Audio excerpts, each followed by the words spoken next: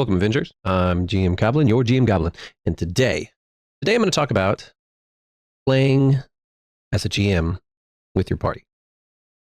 So, as a spare game, we started to run just a quick dungeon crawl, the Emerald Spire for Pathfinder 1E, and it is very much a lot of RP, but it's just a common dungeon crawl. You go down levels, you discover magic and stuff, and it's just designed to be interesting encounters sometimes, and just what it is.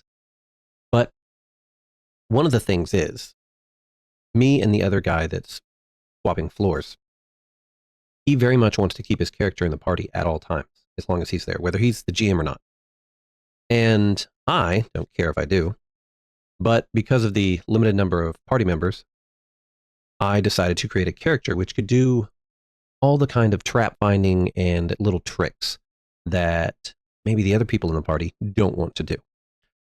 That's the party that I made a goblin ether kineticist for, and very sneaky if they want to do that, do invisible stuff, lift things from far away, all kind of little tricks without being a caster and without trying to overdo some damage. That way when I play an actual well-rounded character and something that helps the party. And then if he's running along with the party on a day that I'm GMing, I end up just kind of letting him stay back unless they need him. Or maybe he's there to progress the story. Or no one else has dark vision, so he can see something they can't. And that conversation between the two of us made me think about all the times that when I first started, I played a character with my players, and all the times that GMs want to play with their characters.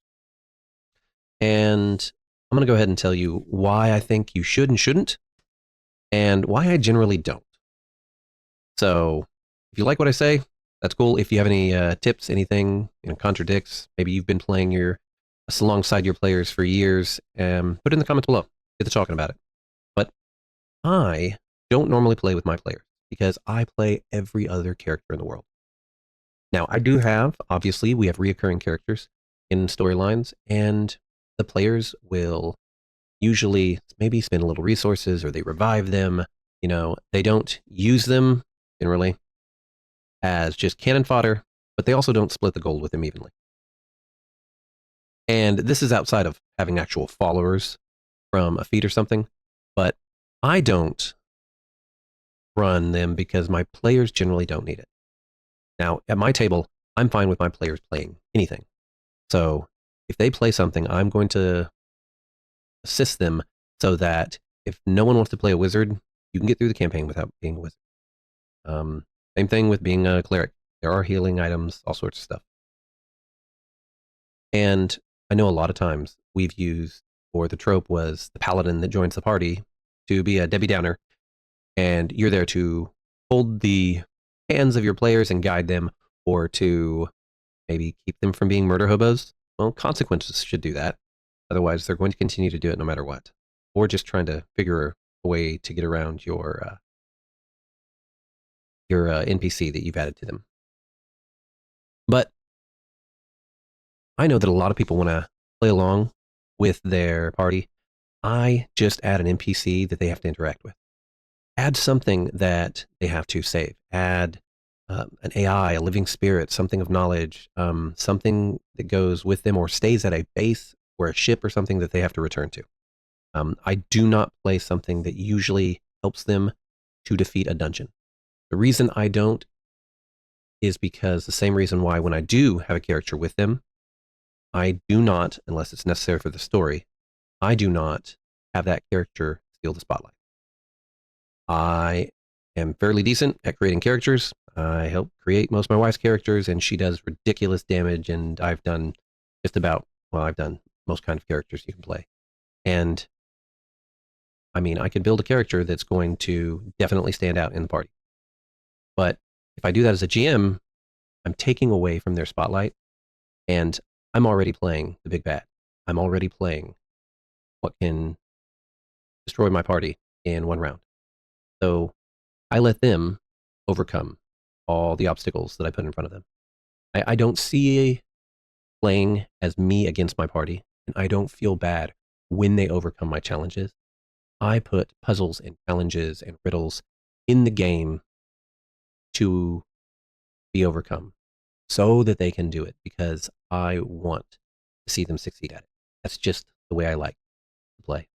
I do enjoy playing when I get to play, like in the current full-time game that we're doing right now, but I don't generally play as a player itself.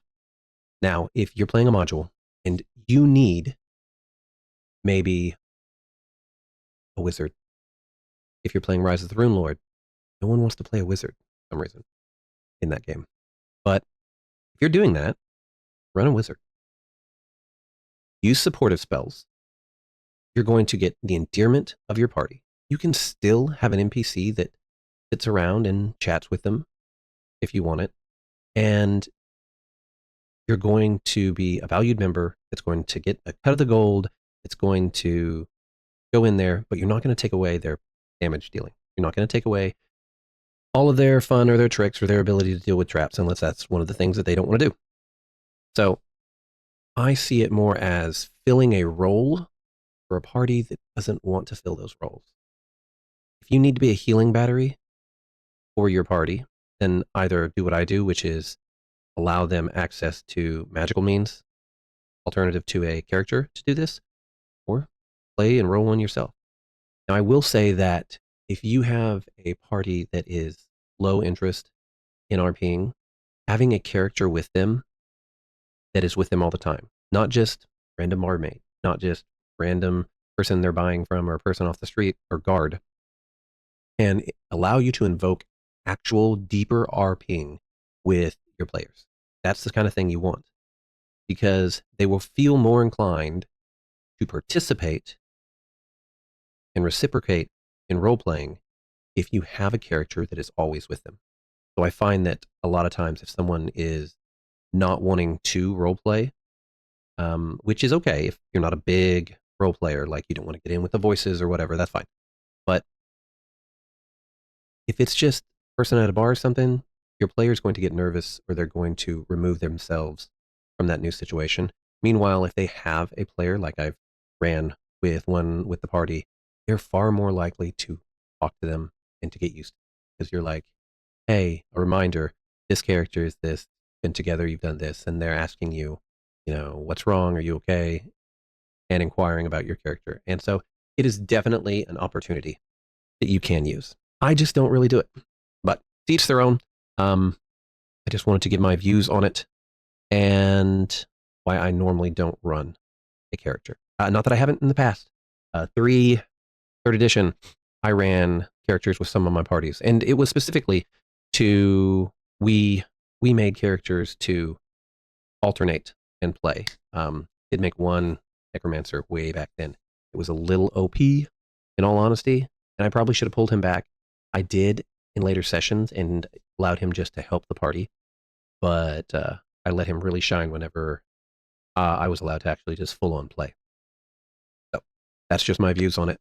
You do you, but remember, as GMs, we're everything, and we can set up NPCs that can have actual relationships and actual roleplay sessions with our players, and sometimes they just need a little nudge.